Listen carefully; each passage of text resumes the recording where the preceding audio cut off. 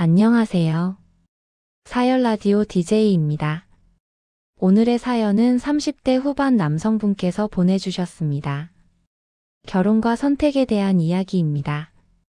밤이 깊었습니다. 이 시간 라디오를 듣는 분들 중에는 오늘 하루를 정리하는 분도 계시고 잠들지 못하는 밤을 견디는 분도 계실 겁니다. 오늘 사연은 그 후자에 가까운 분이 보내주셨습니다. 이 사연을 읽으며 사람이 무엇을 버리고 무엇을 택하는지에 따라 인생의 방향이 얼마나 크게 달라질 수 있는지 생각하게 됐습니다. 선택이라는 건 때로 되돌릴 수 없고 그 결과를 온전히 감당해야 하는 것이니까요. 그럼 사연을 시작하겠습니다. 저는 지금 30대 후반입니다. 대학병원에서 레지던트 과정을 마쳤고 지금은 전문의로 일하고 있습니다. 그런데 이 자리에 오기까지의 과정이 제가 생각했던 것과는 너무 달랐습니다. 레지던트 시절은 지옥이었습니다. 하루에 서너 시간 자는 게 일상이었고 주말이라는 개념도 없었습니다. 사람들은 의사를 부러워하지만 그 자리에 서기까지 견뎌야 하는 시간이 얼마나 잔인한지는 모릅니다. 당직을 서고 나면 몸이 제 것 같지 않았고 수술실에서 나와 복도에 주저앉은 적도 한두 번이 아니었습니다. 그때 제 옆에는 여자친구가 있었습니다. 대학 때 만나서 5년을 함께한 사람이었습니다. 그녀는 평범한 직장을 다녔고 집안도 평범했습니다. 부모님은 맞벌이 공무원이었고 오빠 하나 있는 이남매 가정이었습니다. 특별히 내세울 것도 모자란 것도 없는 그런 환경이었습니다. 그녀는 착했습니다. 아니, 착하다는 표현으로는 부족할 정도로 저를 지지해줬습니다. 제가 밤샘 당직을 서면 새벽에 문자를 보내 힘내라고 했고, 제가 힘들다고 하면 병원 근처까지 와서 짧게라도 얼굴을 보자고 했습니다. 제가 지쳐서 짜증을 내도 화내지 않았고, 제가 약속을 지키지 못해도 이해한다고 말했습니다. 그때는 당연하게 느껴졌습니다. 사랑하니까 그러는 거겠거니 제가 힘든 시기를 보내고 있으니 이 정도는 해줄 수 있는 거겠거니 그렇게 생각했습니다. 지금 생각하면 그건 당연한 게 아니었습니다. 그녀가 얼마나 많은 것을 참고 견뎠는지 저는 그때 몰랐습니다. 아니, 알려고 하지 않았습니다. 레지던트 3년 차쯤 되었을 때 주변에서 결혼 이야기가 나오기 시작했습니다. 동기들 중 몇몇은 이미 약혼을 했고 선배들은 전문의가 되면 바로 결혼하라고 조언했습니다. 그때부터였습니다. 제 머릿속에 계산이 들어오기 시작한 게 결혼은 사랑만으로 하는 게 아니라는 생각이 들었습니다. 현실적인 부분을 고려해야 한다는 생각이 들었습니다. 개원을 하려면 돈이 필요하고 집을 마련하려면 돈이 필요하고 아이를 키우려면 더 많은 돈이 필요했습니다. 그녀의 집안은 도움을 줄 수 있는 형편이 아니었습니다. 오히려 제가 모든 것을 책임져야 하는 상황이었습니다. 그렇게 생각하기 시작하니 그녀와의 미래가 막막하게 느껴졌습니다. 제가 혼자 모든 걸 짊어지고 가야 한다는 생각이 들었습니다. 그리고 그때 선배 한 명이 제게 말했습니다. 너 같은 애가 뭐하러 고생하냐. 조건 좋은 여자 만나서 편하게 시작해. 라고. 그 말이 제 머릿속에 박혔습니다. 조건 좋은 여자. 조건. 그 단어가 자꾸 떠올랐습니다. 그리고 저는 그녀에게 이별을 통보했습니다. 이유는 만들어냈습니다. 지금은 너무 바빠서 연애에 집중할 수 없다. 서로 미래가 불투명한 것 같다. 조금 거리를 두고 생각해보자는 식의 말들이었습니다. 그녀는 울었습니다. 왜냐고, 무엇이 문제냐고 물었습니다. 저는 대답하지 않았습니다. 조건이 문제라고, 내 집안이 나를 도와줄 수 없다는 게 문제라고 그런 말을 할 수는 없었으니까요. 그렇게 5년을 함께한 사람과 헤어졌습니다. 그때 저는 이게 현명한 선택이라고 믿었습니다. 조금 미안하지만 장기적으로 보면 서로에게 좋은 일이라고 스스로를 설득했습니다. 이별하고 2달쯤 지났을 때 선배의 소개로 한 여자를 만났습니다. 그녀는 유명 여대를 나와서 대학원에 다니고 있었습니다. 외모도 괜찮았고 말투도 세련됐습니다. 무엇보다 집안이 좋아 보였습니다. 아버지는 사업을 한다고 했고 어머니는 전업주부였습니다. 강남에 집이 있다고 했고 여유 있게 산다는 느낌이 확실히 들었습니다. 첫 만남에서 그녀의 부모님도 함께했습니다. 이례적인 일이었지만 그만큼 진지하게 접근한다는 뜻으로 받아들였습니다. 그녀의 부모님은 저를 매우 좋아하는 것처럼 보였습니다. 의사 선생님, 우리 사위 그런 표현을 서슴없이 썼고 앞으로 개원할 계획이 있냐고 어디에 병원을 차릴 생각이냐고 구체적으로 물었습니다. 저는 솔직하게 말했습니다. 아직 구체적인 계획은 없지만 전문의 취득 후 23년 내에 개원하고 싶다고. 그러자 그녀의 아버지가 웃으며 말했습니다. 우리가 도와줄 수 있어요. 개원 자금도 그렇고 자리 알아보는 것도 도와드릴게요. 그 말이 얼마나 달콤하게 들렸는지 모릅니다. 제가 혼자 걱정하던 문제들이 한순간에 해결되는 느낌이었습니다. 그리고 그녀의 어머니가 덧붙였습니다. 신혼집도 우리가 마련해 줄게요. 걱정하지 마세요. 그날 이후 저는 그녀와 빠르게 가까워졌습니다.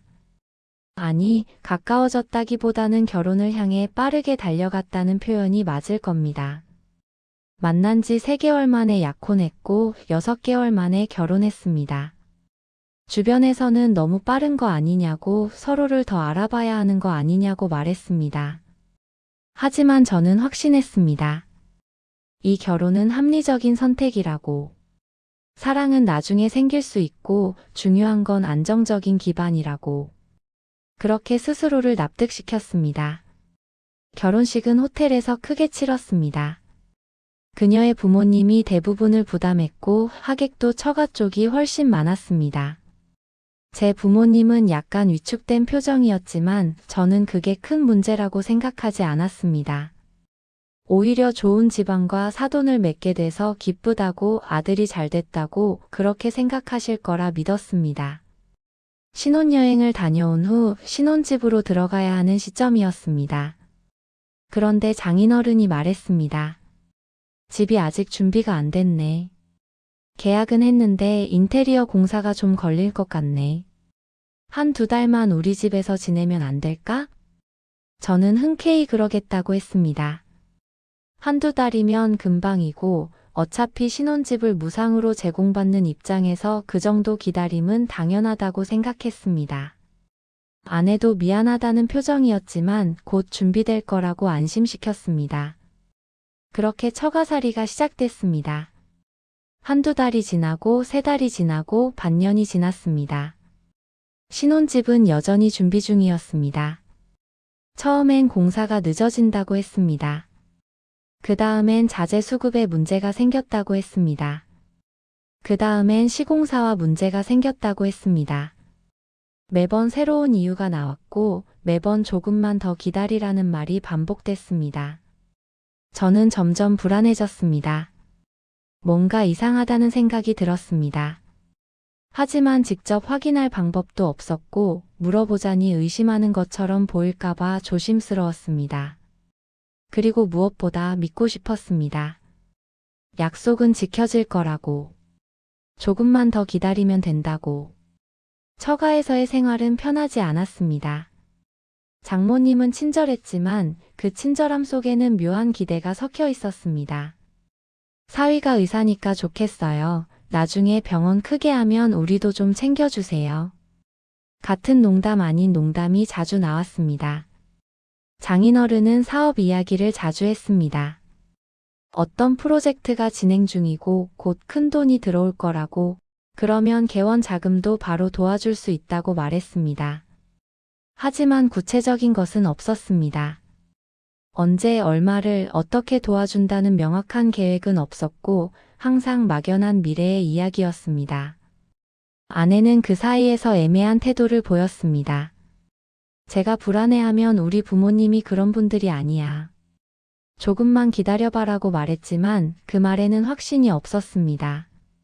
그녀도 불안했을 겁니다. 하지만 자기 부모님을 의심하고 싶지 않았을 겁니다. 그렇게 1년이 지났습니다. 저는 병원에서 일하고 처가로 돌아가는 생활을 반복했습니다.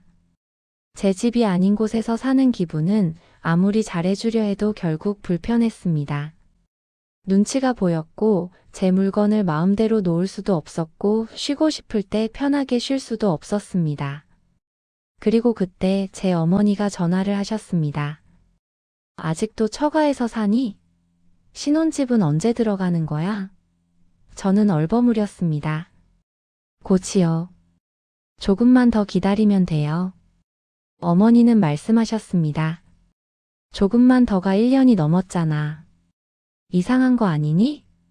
그 말이 제 불안을 확신으로 바꿔놓았습니다. 저는 더 이상 기다릴 수 없었습니다. 장인어른에게 직접 물었습니다. 신혼집은 정확히 언제쯤 들어갈 수 있을까요?